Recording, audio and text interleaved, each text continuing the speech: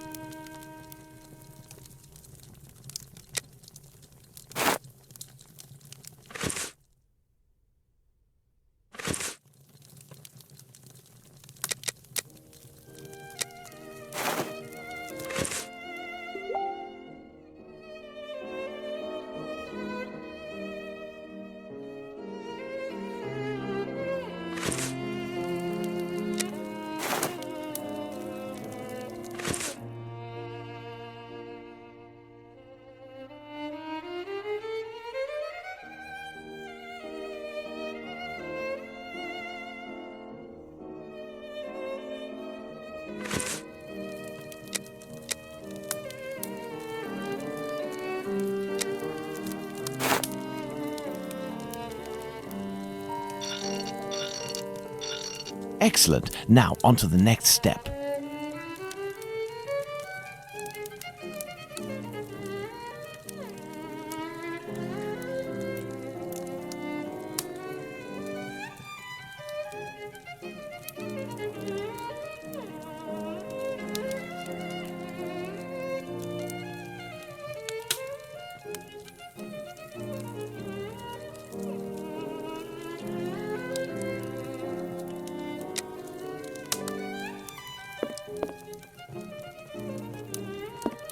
I have no reason to go that way.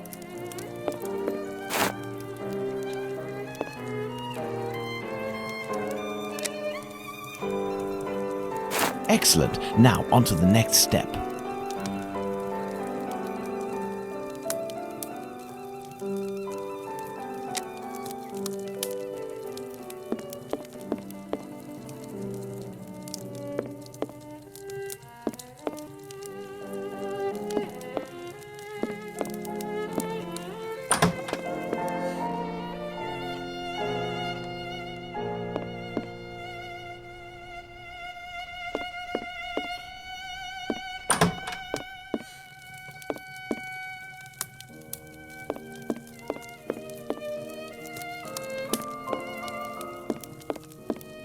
Let's try to recreate the profile of the...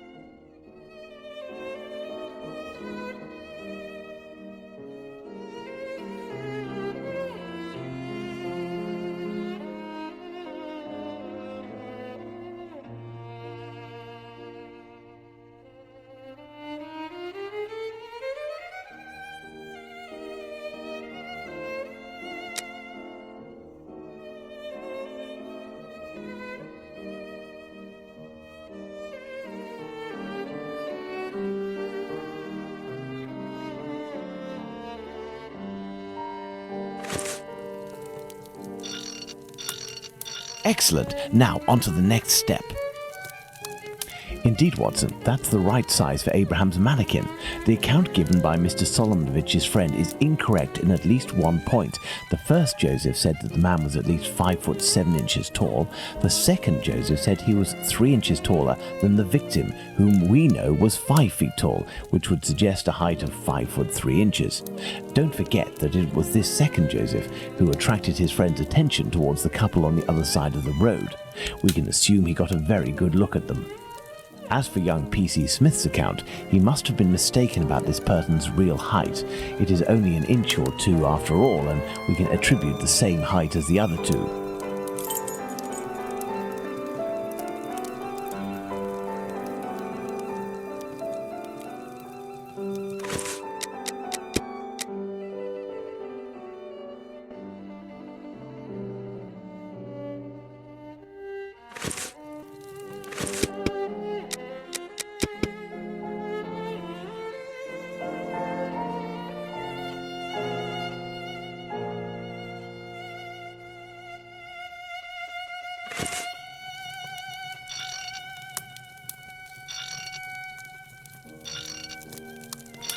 Bravo, Watson. Our mannequins have been recreated based on the correct accounts. Now, Watson, let's see in what ways these statements differ and how the witnesses could have been mistaken. Let's look at these wigs and moustaches. Let's start by taking the first Joseph's testimony, who saw the man head-on in a well-lit spot and in which he noted fair hair. Now, let's consider the same person, but in the lighting and angle of the other two witnesses, in the darkness of night with poor artificial lighting from above. Put out the light, Watson.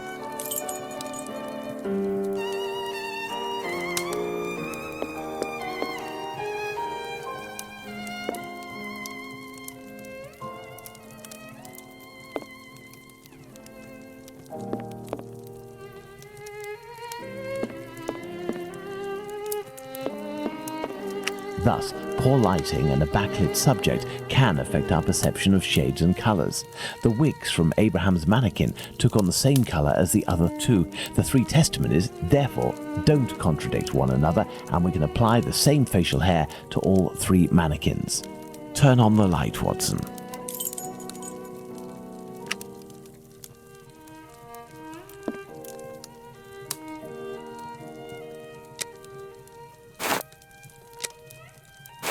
Yes, I have, Holmes.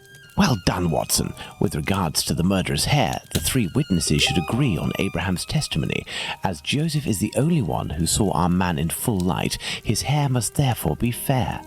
You see, Watson, it is hard to draw objective conclusions when one is an eyewitness to an event. This leads us to reconsider the various statements regarding the supposed age of the man. Even if you are face to face with someone in full light and for a period of several hours, to what extent can you determine their exact age?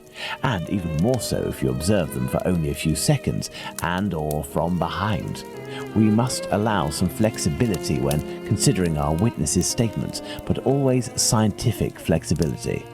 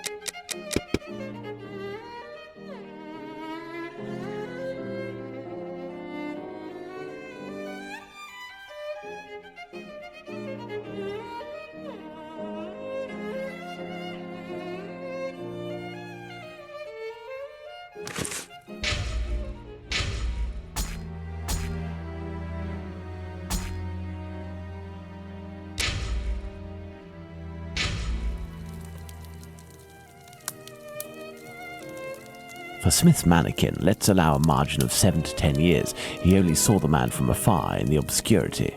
Smith's mannequin, a margin of 7 to 10 years.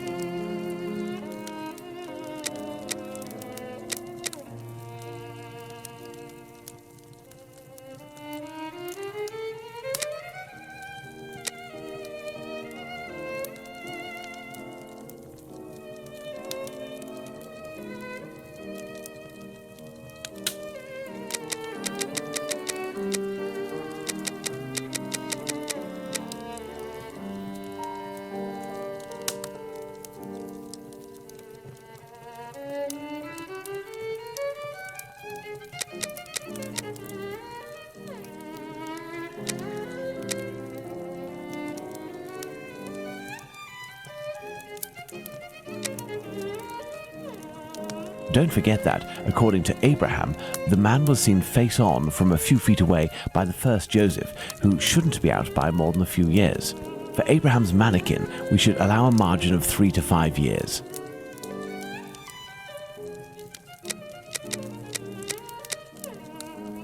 Smith's mannequin, a margin of 7 to 10 years. We would be wise to treat this witness account with a degree of skepticism. For Long's mannequin, the margin of error is from 7 to 10 years.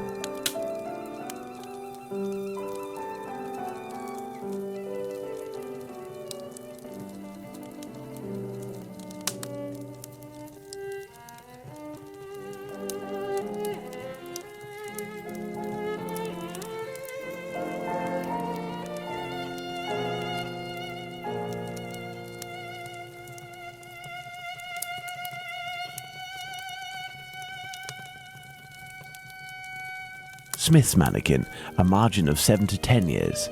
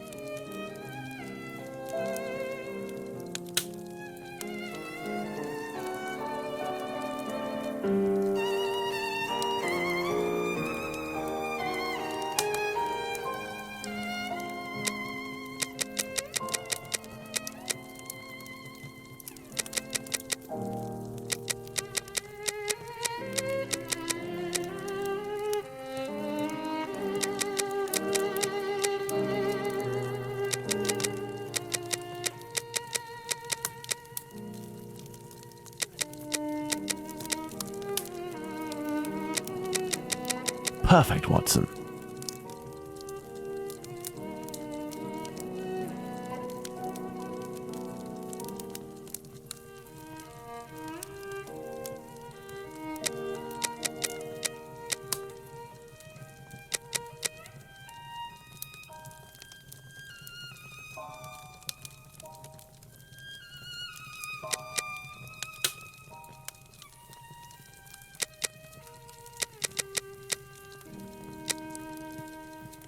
Perfect, Watson.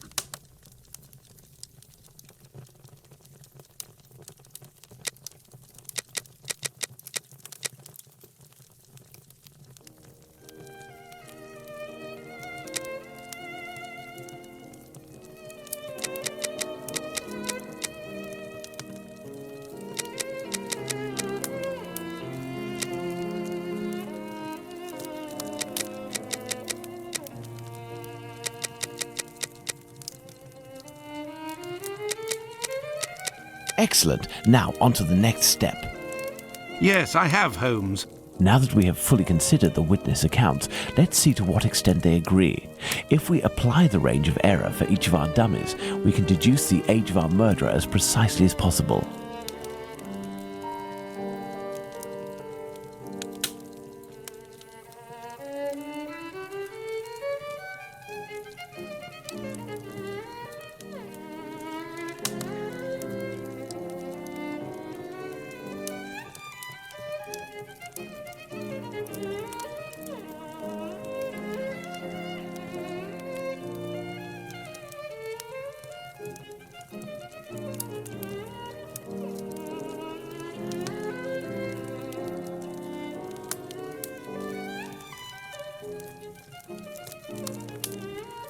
Smith's mannequin, a margin of 7 to 10 years.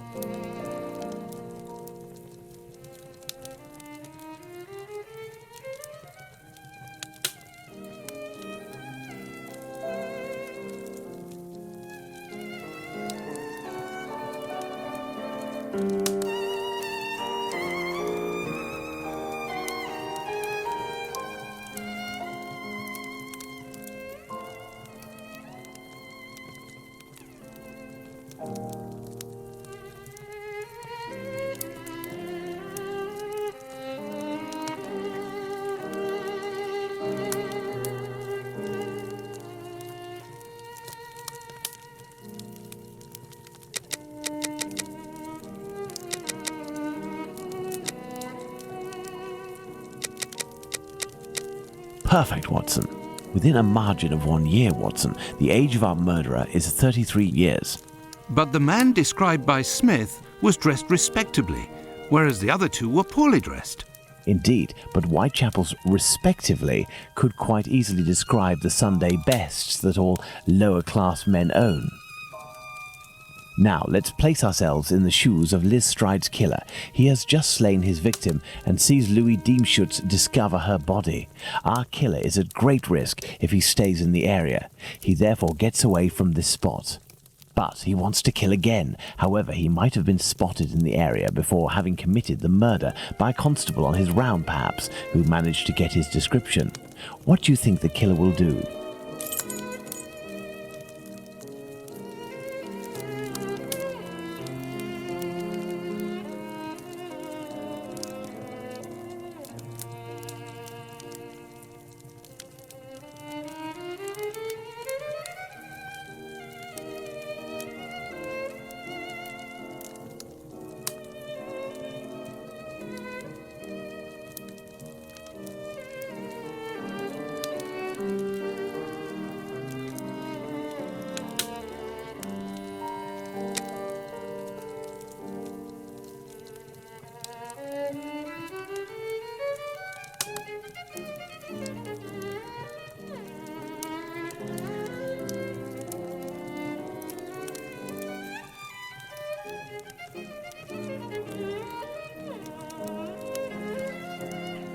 No, Watson.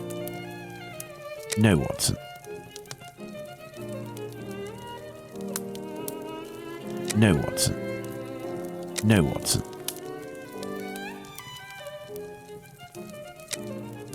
So, Watson, what will our killer do?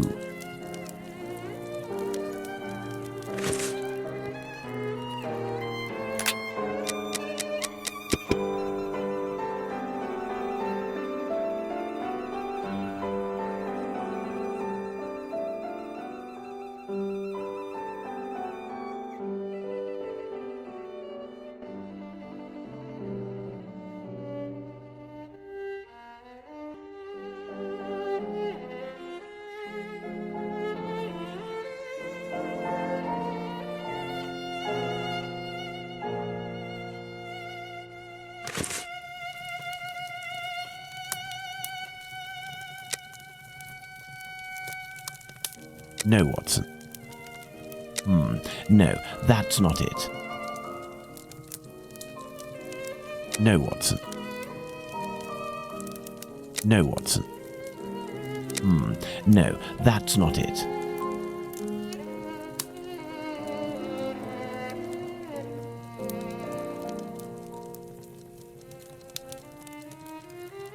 No, Watson. Enter a pub and wait a moment before exiting and searching for a victim. Certainly not, Watson. Knowing his description may have been given out, he could not risk keeping his clothes. No, that's not it.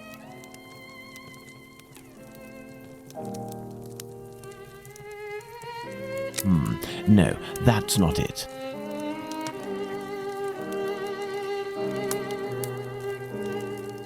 Throw his clothes in a sewer or a trash bin and head off to find another victim. It's hard to believe, Watson. Someone from a lower social class wouldn't throw away his clothing like that.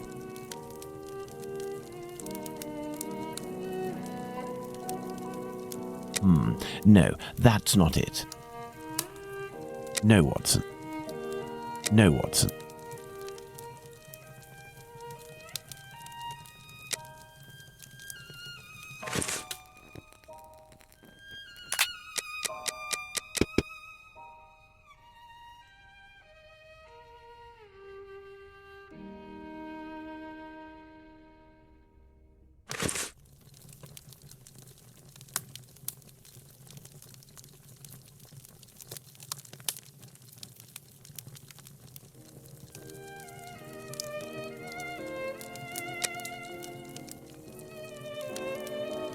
go back home or to a safe location, change his clothes and leave again in search of another victim.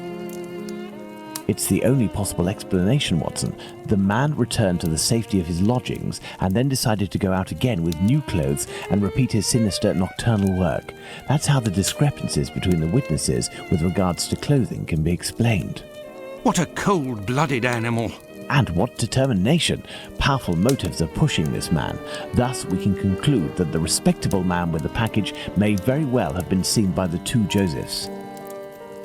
Even if it is just a mannequin, it's giving me goosebumps. But have we really made any progress, Holmes? I mean, there must be thousands of men in Whitechapel who match this description, wouldn't you say? You're right, Watson. We have worked on who, now let's work on where. We need a map of Whitechapel, and please also find me a pencil, 2 compasses, one of which can draw ellipses.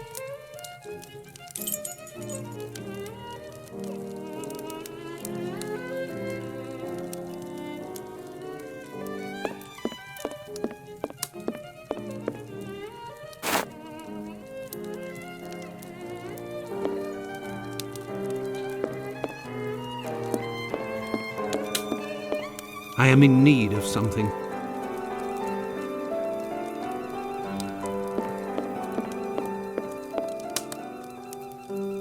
Have you assembled all of our material, Watson?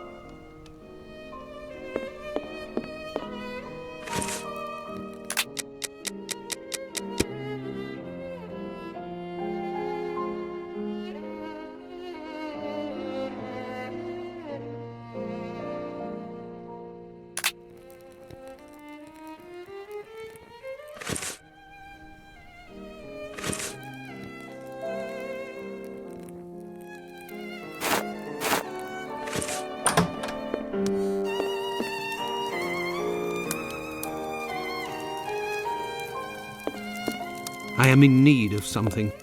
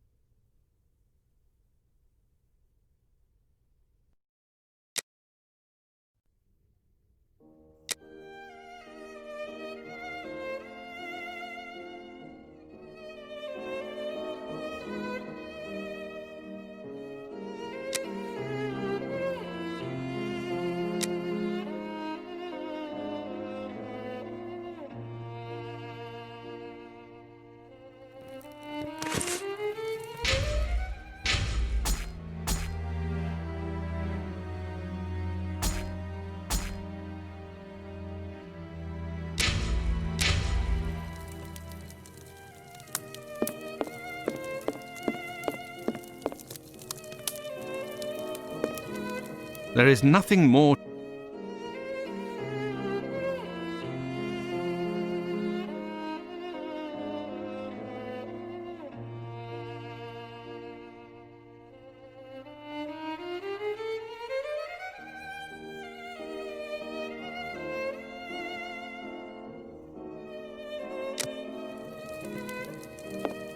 I have no reason to go that way.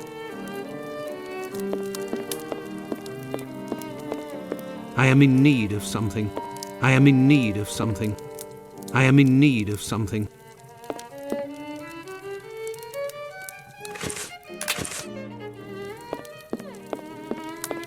First of all, let's place our 4 murders on this map, as well as the spot where the graffito appeared and the piece of apron was dropped.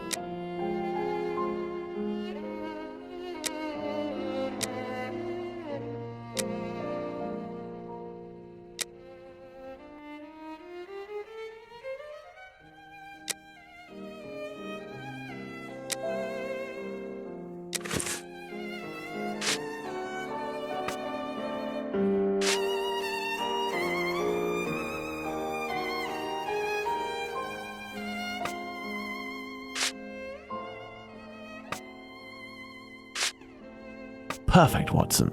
Let's connect each crime scene to the one out of the others that is the furthest.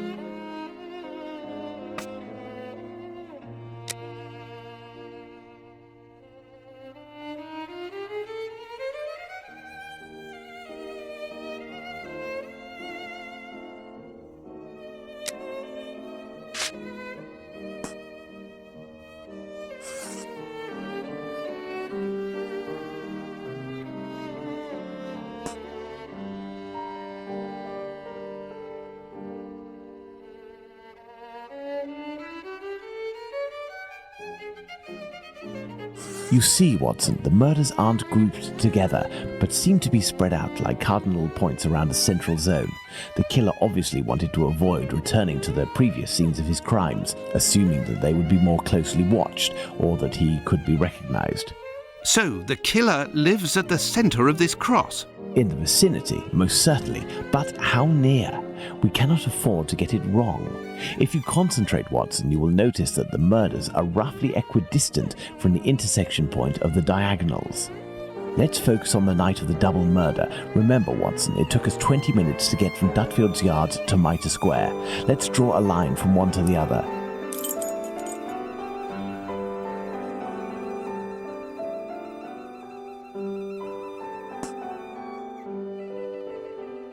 Perfect. We didn't make the trip as the crow flies, but that would not harm our estimate. Let's suppose the killer left Dutfield's Yard at 1 a.m. and arrived in Mitre Square at 1:35 a.m. when he was seen by the two Josephs. If he took 5 minutes to change his clothes, that leaves a range of 10 minutes to determine where this man's lodgings are.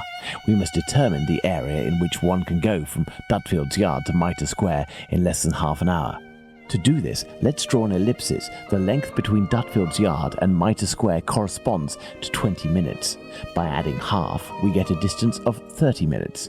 By taking the two right segments, each starting from the two murder scenes, and which the sum of the lengths makes 30 minutes, we get our ellipses.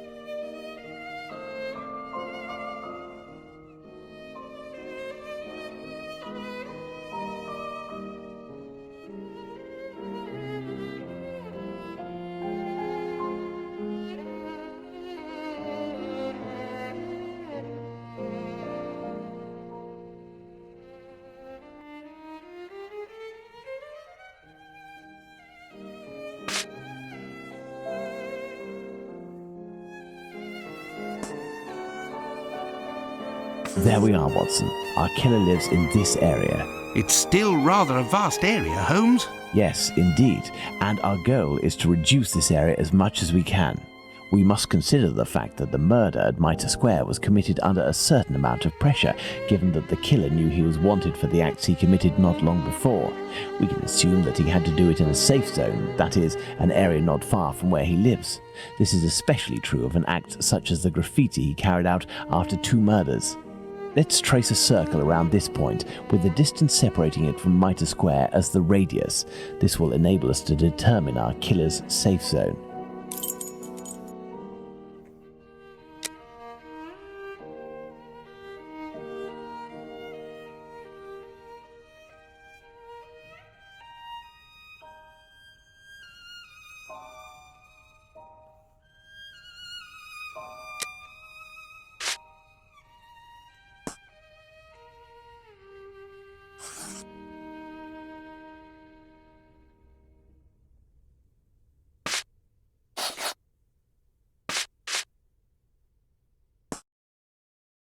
Our killer must surely live inside this circle.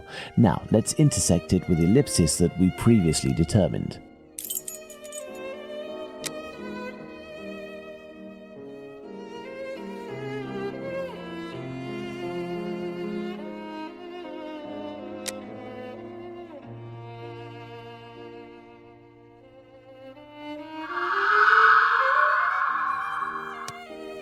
There we are, Watson, the Aldgate district. Shouldn't we inform the police so that they can concentrate their efforts on this area of Whitechapel? It is probably already crawling with inspectors, Watson, and I doubt that they would take us seriously, even if they were willing to listen to what we had to say. Let's focus instead on understanding the killer's modus operandi. We know our murderer preys on prostitutes who are penniless, weak, sick, or alcoholic, that he distracts them the moment before killing them, and that he left an anonymous message inciting anti-Semitic hatred at the entrance of a building occupied by Jews. How would you describe this man? What a coward! Indeed, he is a person of great cowardice. Let's look at his murders, and in particular, the depredations on the corpses, putting aside that of Liz Stride, because on that occasion his work was left unfinished. If we recall the observations made on the victims and the parts that were mutilated or damaged on each of the bodies, without forgetting the fact that he also removed 1 or more organs, we can ascertain that our killer evolves during the course of the murders, cowardly and still evolving.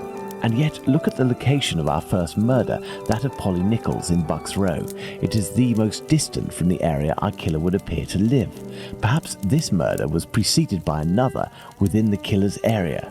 I believe a cowardly killer would commit his first murder in an area close to his home in order to find refuge as quickly as possible on carrying out the act.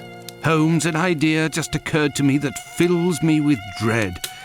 This evolution of which you speak. He will pursue his next victim as long as the conditions permit him to continue killing Watson. But how could one go even further in this horror? Look at what he did to that woman, Catherine Eddowes. In order to avoid having to answer that question, we must act with haste and planning. Watson, I suggest you inform yourself on the mutilations sustained by the victims. We played with the idea that this could be an act of vengeance against prostitutes. If the mutilations correspond to areas affected by a specific pathology, perhaps the killer wanted to give an eye for an affliction he felt the prostitutes he knew were responsible for. And this trail leading to Dr. Tumblety, Holmes? I also have a few things to look into in the meantime. I still have a primary witness to track down, not to mention old trails I've yet to pursue. See you soon, Watson. When we first spoke about the Bucks Row murder with Watson, he was reading a newspaper, The Star, dated September 1st, 1888, I believe, which mentioned similar murders in the preceding months. I have no chance of finding the police reports, but perhaps I could find some information at the Central News Agency. I must go there at once. Afterwards, I'll go back to see Abraham, the owner of the pet shop in Whitechapel. The second Joseph's statement would lead me to believe that he may know the man spotted on the corner of Church Passage that night. If that's the case, I must find this witness so I can question him.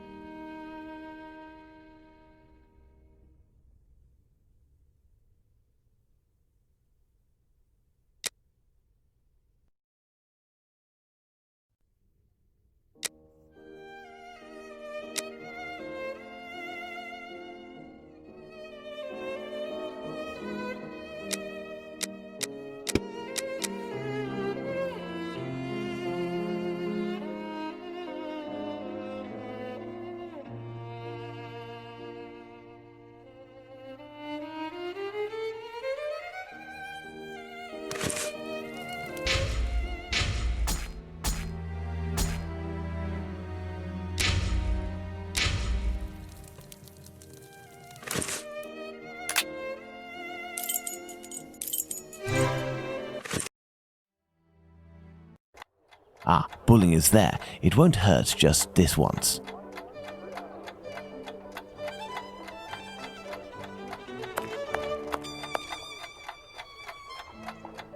Hello, Mr. Bulling. So, did your colleague tell you about the tip? What tip? Ah, I see. I gave him an explosive tip and he went without you? Oh, that's not very sporting on his part. No doubt he took all of the credit for his discovery. You're winding me up, eh? I must show Bulling something to make him believe me.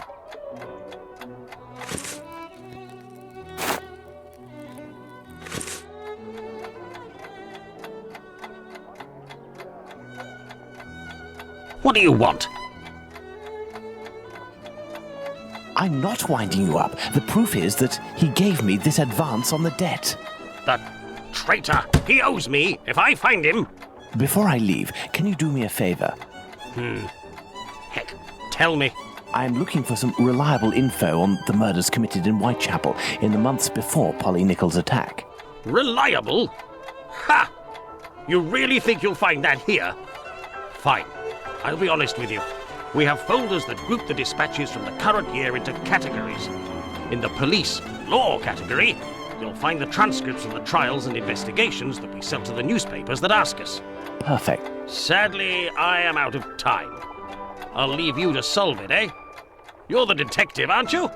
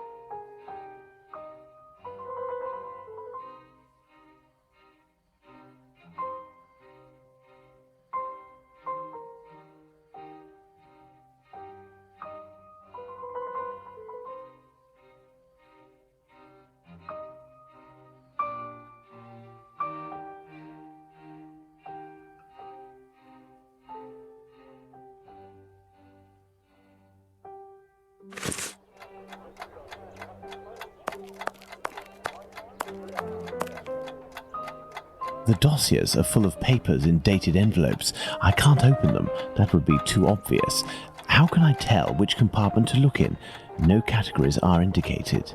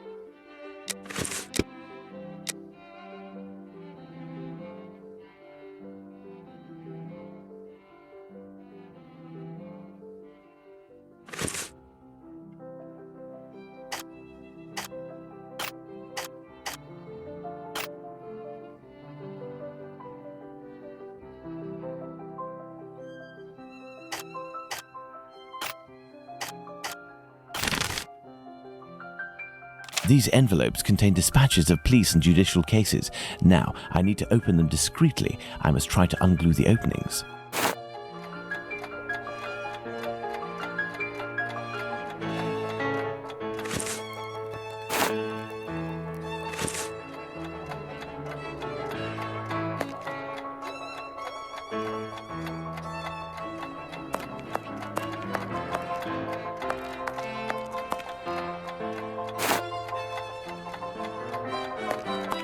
I need something. These envelopes contain dispatches of police and judicial cases. Now, I need to open them discreetly. I must try to unglue the openings.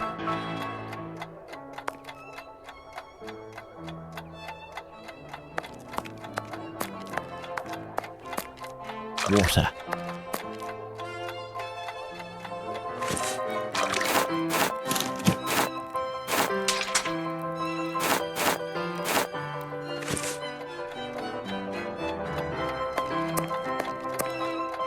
That will provide me with steam.